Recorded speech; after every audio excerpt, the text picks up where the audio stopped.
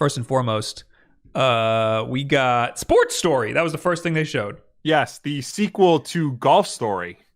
Yes, I've never played Golf Story. I feel like I would really like it. Yeah, it looks incredible, but I've just never gotten around to play it. I might play Sports Story, though, because it's not just golf. It's golf, tennis, dungeons, espionage, mini games, and plenty of friends and enemies. I actually really like golf games. Yeah, golf games are fun. Yeah, and it looks like towards the end of the trailer, it looks like they mix games up. Like there was a guy with a baseball bat on a tennis court. Yeah. But then towards the end, from the picture, you could see like cricket and soccer and volleyball and fishing. In this one part right here, somebody kicks a soccer ball to a guy with a baseball bat, and he knocks it into the soccer goal. Yeah. And the goalie is a guy in knight's armor. That's rad. Oh, and there's somebody hitting a golf ball with a golf club at somebody who's playing tennis into what looked like a soccer goal or something. Yeah. So, and also pitching a cinder block. All right. So it looks crazy. Yeah. I'm happy with it. I think that looks really cool. Looks fun. That was a very good thing to start to start it all off with. Next was Streets of Rage 4. Hell yeah. How do you feel about this? I didn't really look too much into it, to be completely honest. mean, the big thing they announced was the return of, and I forgot his name. I think it's the guy. It's Adam Hunter, who was one of the original playable characters in the first Streets of Rage. He was replaced in the second one by his brother Skate Hunter. Yeah, and what a great name. And so you played a Skate, or you could play a Skate in 2 and 3. So this is Adam's triumphant return to the series. And he actually fights alongside his daughter, Cherry, in the game. But that was like the big thing that for this reveal was that Adam Hunter is playable once again in Streets of Rage 4. Okay. The game looks great. It looks exactly like Streets of Rage, but modern. And that's all I really want in life. So I was gonna get it anyway. It doesn't matter who they add to the game, but it's nice to see original characters come back. Have you played all the Streets of Rage? Yeah. Yeah, you're a fan. You're a Streets of Rage guy. Yeah. 2's the best. There's not a whole lot of variety between them. I mean, if you're gonna play one Streets of Rage game, play 2, but they're all really good. They're all really fun. I am curious because I've never played. In Japan, it's known as Bare Knuckle, and apparently Bare Knuckle 3 in Japan is very different from Streets of Rage 3 in the US. Like, there's a lot of like regional differences. So one of these days, I need to play that. What's with this guy just walking with his hands in his pockets? Oh man, he's chill. Next is Gleamlight. I don't know anything about this game. Using a stained glass motif, this unique game puts players in the role of a sword. That's right, a sword in a terrifying, sad, but warm story drawn in a beautiful, glassy world. From the developers of Bloodstained Ritual of the Night comes Gleamlight, launching on the Nintendo Switch in early 2020. So you play as a sword. Huh. Cool. Yeah, it looks interesting. Yeah. That character doesn't really look like a sword, but... No. Are you playing as their sword? The description says, puts the players in the role of a sword. That's right, a sword. Yeah. Yeah, that character... Oh, unless the whole, like, clothing situation isn't... They're just empty inside. Maybe. It's like a sword. Or what was that character in...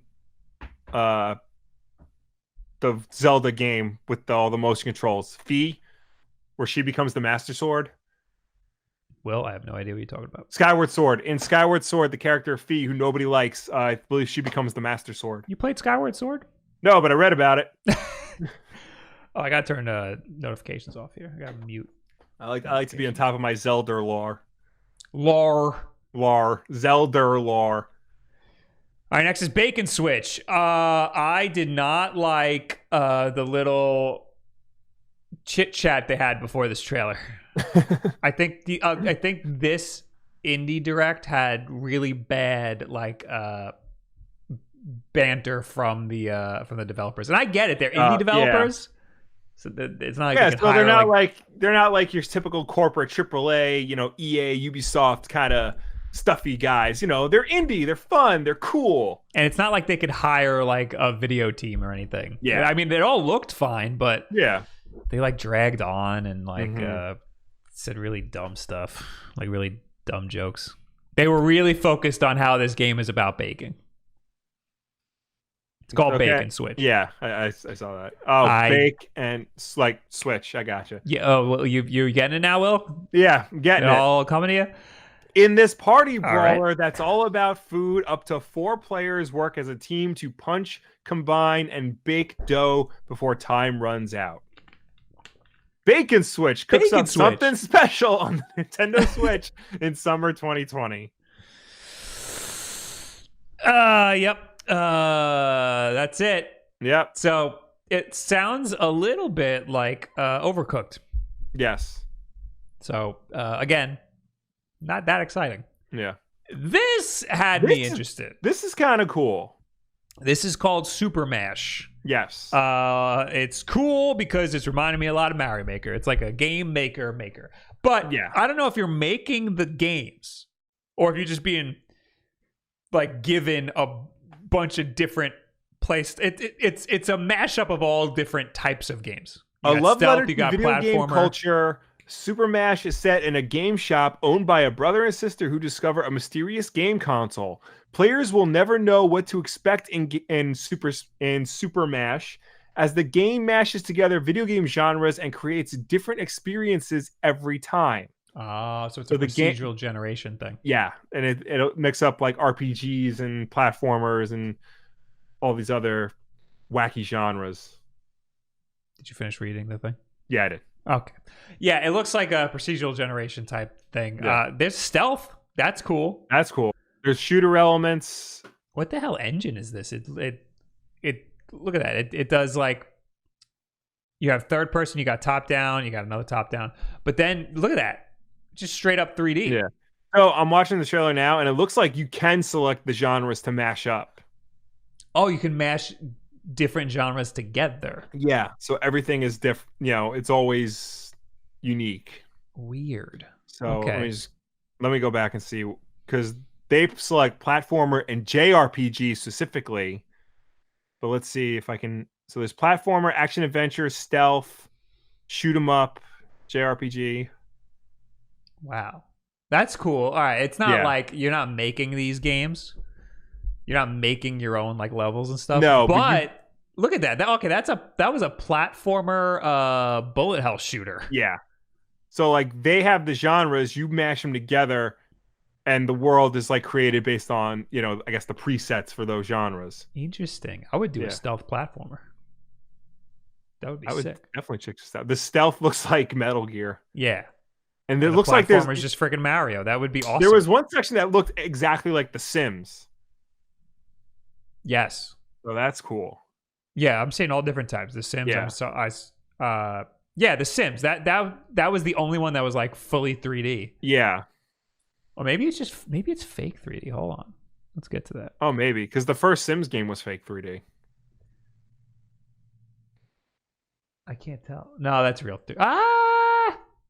Hold up. It could be fake. Yeah. Yeah, they're not really changing perspective when they're walking away from the camera. Mm-hmm. All right. Yeah, it could be fake. I mean, it looks great. So yeah. I'm not trying to knock it. Yeah, no, it's definitely unique. It's very clever. It's probably, the most interesting thing they showed. Right. Yeah, I'm super into this. Do we know when? Do we know when we could see this? May 2020. Okay. May. Hopefully it doesn't sit in development hell like what was that other game? That other Maker game that I saw at PAX. I know exactly what you're talking about. I loved it when I played it, and then it sat in development hell and it never came out. Yeah, I don't remember. But this one looks good. SuperMash. Next is the Talos Principle. So I heard of this game, and I remember when it first came out, but I don't remember anything about it. Okay. Well, tasked to solve a series of more than 120 complex puzzles, players will divert drones, manipulate laser beams, and replicate time to prove their worth. The Talos Principle Deluxe Edition is available on Nintendo Switch right now. Yeah, so this is a game that's already been a thing. Yeah. Now we're just getting it on the Switch, which is cool. Yeah, which, hashtag put everything on the Switch. How much is it? It is. Boop, boop, boop, boop. Take your time. $30. Okay. I don't know if that's good.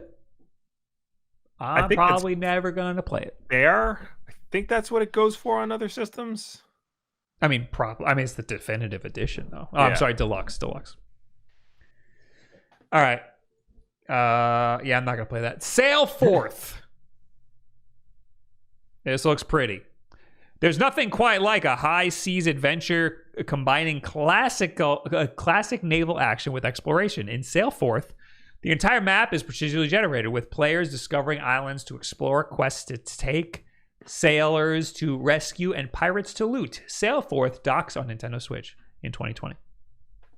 There's a big market for pirate or like boat games. Yes. You know what I'm saying? Like, for some reason, people go nuts for the pirate stuff in Assassin's Creed, which I think is really dumb. Sea of Thieves is also very big, which I know you did not like. No, I heard it got a lot better. I don't want to knock it too much, but yeah, it wasn't that good. Yeah. But I could see this being a thing for a lot of people, especially because it's procedurally generated, so you could just go on forever. Like No Man's Sky, but on the seven seas. On the seven seas, and probably good. So not for me, but maybe for some people. Definitely. Looks pretty cool, and it's pretty. Dauntless. This is a game that's been a thing for a while. Yes. You wanna read this? Sure.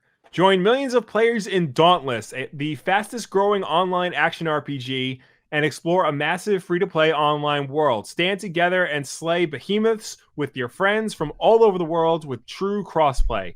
Exclusive to Slayers on the Nintendo Switch, Skyfighter armor and Sky Metal weapon set ensure that you look your best on the hunt.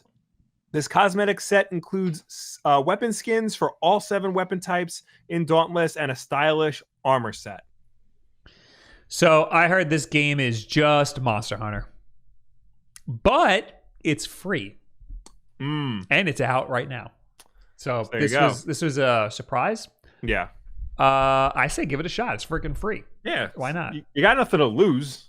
I'm fine with these free-to-play games that are popping over to Switch because they're freaking free. And a lot of times, the free-to-play aspect isn't invasive. Yeah. Like with Warframe, it's not invasive at all. Mm-hmm. I don't know. I heard this was fun. I saw Miss Click playing it last night. She seemed to have a fine time with it. There you go. And again, it's like freaking Monster Hunter. It looks like Monster Hunter. And the whole thing is, you take down these giant beasts. So that's Dauntless. And you can play with your friends for free. Yeah. So I think that's cool. Check that out. Next is Murder by Numbers. This is one that I have not heard of. From TV studios to glitzy award shows, players must uncover a tangled web of conspiracy, deception, and, of course, murder as they piece together the truth one pixel at a time. Featuring music from Masakazu Sugimori, the composer behind Phoenix Wright Ace Attorney and Beautiful Joe, Murder by Numbers launches first as a timed exclusive on Nintendo Switch in early 2020. I know I'm learning Japanese, but man, I just still can't read Japanese names. It's hard. It's hard. Phoenix Wright guy did the music. That's cool. Yes. I would play some, cool. But I don't want to get dinged. This looks like a Does it just look like Phoenix, right? No. I didn't play it yet. It looks like what's it called? Like a visual novel. Oh, right. But there's like number puzzle situations going on. So yeah. Okay. Not my thing. There is an audience for it. If you like visual novels and you like puzzle games, there's a certain type of, I can actually think of a few people where that overlap works. Yeah.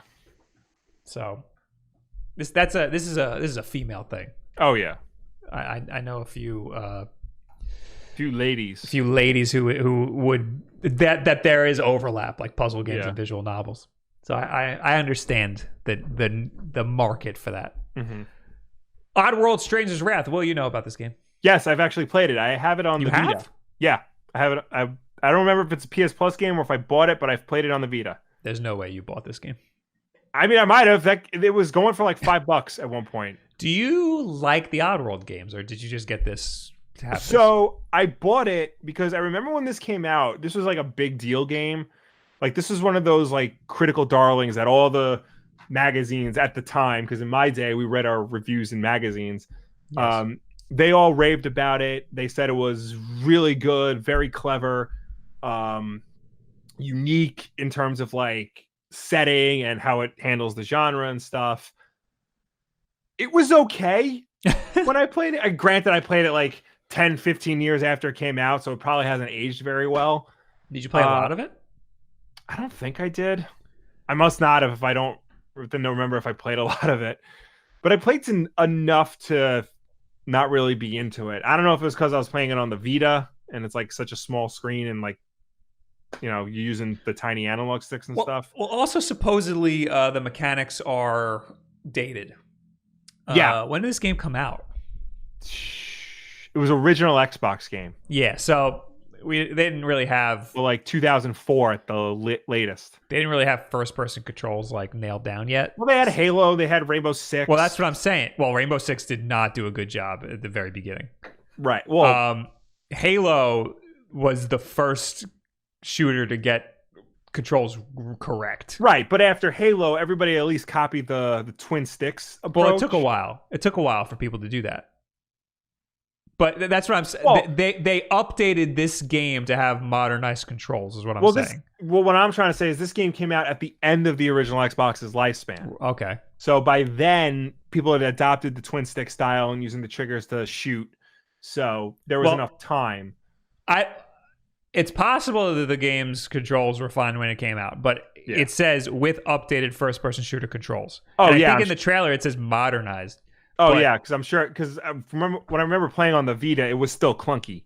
So I'm sure they had to add, proper triggering and maybe even iron sights. But it says and gyroscopic aiming. So well, that's two separate things. Okay. Yeah. So either way, they polished up the mechanics, so it plays a little better. Yeah. Our father is going nuts in the chat, and I have to acknowledge him so that he will stop. He's very excited that the video that he's in is almost at 100,000 views. Nice. He should be upset that my Xbox video isn't doing so good. Yeah. You should be promoting my Xbox video, father. And make your own YouTube channel if you want to capitalize on the 100,000 views of the Japanese vlog. And soon he will be the third Wolfman to hit 100,000 views on YouTube. That is a good point. Mm-hmm. All right, what do we got next? SkateBIRD. SkateBIRD. Interesting story about this game. So Nintendo tweeted something promoting this game, Heart Burb. Uh-huh. Like I heart burb. And then they deleted the tweet. Why would they do that? Did they think it was misspelled? I don't know. But anyway. Yeah. This is the game. It's on screen. It's you are a bird, and it's Tony Hawk, but you're a bird. I like how like all the arenas are made out of like, everyday objects that a bird would just be, walking around in. Oh, like that was straight up Thrasher magazine. It's Thrasher if you look closely. Oh, I was gonna say they have licensing in this game. But yeah, it looks real. It looks almost like Thrasher magazine. They have to be getting sued for that. Oh, probably. Yeah, so this looks like what's it called? Like Army Men? How like all of the world is like household objects or tiny versions of things. Or like makeshift. It looks like a makeshift skate park made out of small household objects. Yeah, also like, the bird's like that big, but the world around him is huge. Yeah, and for podcast listeners, the bird is like what would you call that? One of those like a pet bird? What do you call that? Cockatoo, do I want? No, it's definitely no, that's too big. I'm sure the chat will figure it out. Yeah. It's a pet bird looking thing. Yeah, it's one of a pet bird that you buy at like Petco or whatever. Little fat thing. Yeah. The ones that are like 3 inches high. Yeah. Anyway, he's just doing tricks. Yeah. I wonder if it's going to be Tony Hawk control style arcadey where like, the face buttons are your moves, or if it's going to be like Skate where the analog stick is used for everything. Yeah, I can't tell. Yeah. I'd hope it's the Tony Hawk style, because if they were to do the Skate style, the Sim style for this kind of game, that would be frustrating. I'm waiting for a flip trick to see what it looks like. Yeah. He like kind of glitches into a wall ride. Yeah. He hasn't done a flip trick yet. No? Oh, that kickflip looked like a regular, like he pressed the kickflip. But yeah, no, it looks Tony Hawk style for sure. All right. Parakeet. Everyone's saying parakeet. Parakeet. Is that for real? Hold on. I gotta. I thought parakeets were bigger. Yeah, so did I. Yeah. Oh no, it's parakeet. Okay. Here you go. You said Army Men, and it reminded me, like a few months ago, I tweeted an idea to do a podcast series chronicling all 23 games in the Army Men series, and that was not a joke. Why would you do that? Oh, it's 23? Exactly. Holy And the most crap. recent one was for the original Wii. Jesus Christ. I just think it'd be fun to go through this really obscure ass series. You're right. Game by game. If someone wants to support me on Patreon, that would be. You ever heard of Talking Stalkings? No. It's from Funhouse. They had a series where they watch an episode of Silk Stockings and then podcast it. Yeah. But they really just released edited videos of them doing it, and it turned into a talk show, and they just never end up actually watching Silk Stockings. They just it like just that. turns into a mess. But with the Army Men games. Right. Yeah. We should do that and call it the backlog. Anyway, we got Liberated. I must have blacked out when this game was shown because I don't remember. Oh no, I remember this. It's the comic booky one. You have to play this. You're obligated to play this. Oh yeah, it's a comic book thing. Liberated blends the art of cyberpunk hand-drawn graphic novels with interactivity and action to create a seamless experience as players flip between pages. Side-scrolling stealth gunplay and platforming action. They must view what transpires from many points of view to parse the truth. I read at a 3rd grade level. Yeah. Liberated launches first as a timed exclusive on Nintendo Switch in 2020. All right, so this looks like it's on Steam right now. Oh, that trailer was for Steam. Somebody said that SuperMash was on the Epic Store. Yeah, it is. I hate that because I don't want to play it on anything, but like I really want to play that game. Yeah, but I don't you just gotta wait for it to come out on Switch. Yeah. This looks very good. This looks like what Comic Zone on the Genesis should have turned into. Yeah, like what it would look like now. Yeah. Just more in-depth, more, variety to the gameplay. And also, hopefully, not impossible to play without cheat codes. Yes. No, this looks really good. I'm interested in this. I will do a video of that. That would be nice. Yeah. We also got Boyfriend Dungeon. I will do a video of this too. Why not? I would like to see that. This doesn't look like the game. Oh, yes. No. Okay. I've heard of this game before. I think the boyfriends are your swords. In this dating sim dungeon crawler mashup, players forge precious memories with many different loves and then use their individual combat styles to clear out monsters and uncover the dungeon secrets. Boyfriend Dungeon wants to be more than just friends with the Nintendo Switch in 2020. There it is. I mean, it's also a beautiful looking game. Date your weapons. You ain't never going to hear that in any other game. Yeah. This looks cool. Again, there's a lot of overlap with this. It's a friggin' isometric dungeon crawler / dating simulator. Yeah. So I get it. I get it. That's cool. I mean, you know what? It's a dating sim, but it's got actual combat, so that might. I would play it for like an hour. Yeah, I'd definitely give this a shot. I would give it a little shot. Yeah. Anyway, I'd definitely date that guy. The guy on the cover art, the long-haired guy. Definitely. Oh, yeah. He's dreamy. Dreamscaper. This sounds like the name of a razor blade. Sometimes the only way to face a tough subject is head on, even if that means battling a nightmarish depression living inside a young woman's subconscious. Combining a brawler, a top-down shooter, and a dungeon crawler. We're seeing a lot of mashups going on. Yeah. Dreamscaper launches first on Nintendo Switch as a timed exclusive on consoles in early 2020. All right, so there's opening like bar scenes kind of just look like the bar from Catherine. Mm-hmm. From Catherine? Yeah, remember the bar from Catherine? Oh, yes. Yeah. I was thinking Celeste for some reason. Anyway, I thought it was interesting that they said timed exclusive. Yeah. Because I don't think any of the other ones said timed exclusive. Well, and this one is did. in a Nintendo announcement. Oh. So that's interesting. Mm-hmm. But anyway. Yeah, I don't know. This looks like Absolver. A little bit. Who developed Absolver?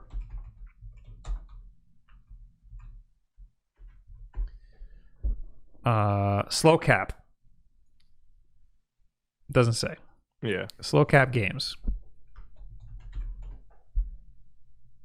You can play the demo now on Kickstarter. They also developed Ashen. Wait, did that say it? No, it's not the same people. It's not the same people. Not the same people. Take it back. Take it all back. But it looks like Absolver. Anyway, we got the Survivalist. I don't know about that game. I'm probably never going to play it. I'm talking about Dreamscaper. I don't know about that game. But now we're on the Survivalists. Yes. Which combines crafting, base building, and survival, along with a few surprises and a new adventure set within the Escapists universe. And on Nintendo Switch, up to 4 players can play together in local wireless and online multiplayer. The Survivalist launches in 2020. Yeah. Yeah, it looks exactly like that game, The Escapist, in terms of like visual style. I know nothing else about that game. Are they the same developer? Yeah. Oh, it says it's set in the Escapist universe. Oh, I was not paying attention. No, you never. I was reading Dad's voice chat messages. Okay. Yeah, I never played The Escapist, and this doesn't look like my type of game. So skip. Axiom Verge. That's the last thing. This was the one more thing. Yeah. Did you ever play Axiom Verge? No, but this is not Axiom Verge. This is Axiom Verge 2. Right. Yes. Interesting thing about Axiom Verge. Yeah. It's made by, I think, one guy. I don't know if he has help, but it's definitely run almost completely by one guy. Yeah. If not completely by one guy. And he has a day job as like a software programmer. So this game is not his full-time job. Yeah. So Thomas Tapp, that's who developed it. Nobody thought there was going to be a sequel. Yeah. And now it turns out he's been working on a sequel for like 4 years or something. The first one came out in 2015. So this is like a side project for him. This isn't even like a main thing. But anyway, discover the origins of the Axiom Verge universe in this long-awaited sequel to the critically acclaimed game. Axiom Verge 2 launches for Nintendo Switch in autumn 2020. Yeah. So it's going to be a while. And I would bet it's going to be delayed. Oh, yeah. I remember when the first one came out, it was praised for like the best Metroidvania type game in a long time. And it was praised as being the best Metroidvania game on the Wii U. Which is embarrassing. Yeah, so yeah, this is basically just Metroid. Yeah. And Metroid hasn't been doing much. So that's done nothing. They did Samus Returns, which was nice, but where's Metroid Prime 4? True. Yeah. And even so, if they do a Metroid Prime 4, there's no 2D coming out. True. Yeah. So it's good. That's why this got so popular, is because it's a spiritual successor to Metroid. Yeah. And I never played it. There's a lot of I've never played going on here. Yeah. But I'm sure this is good. I'm sure it's going to be good. Comes out autumn next year, but I bet you it's going to be delayed. Yeah. All right, so that's it.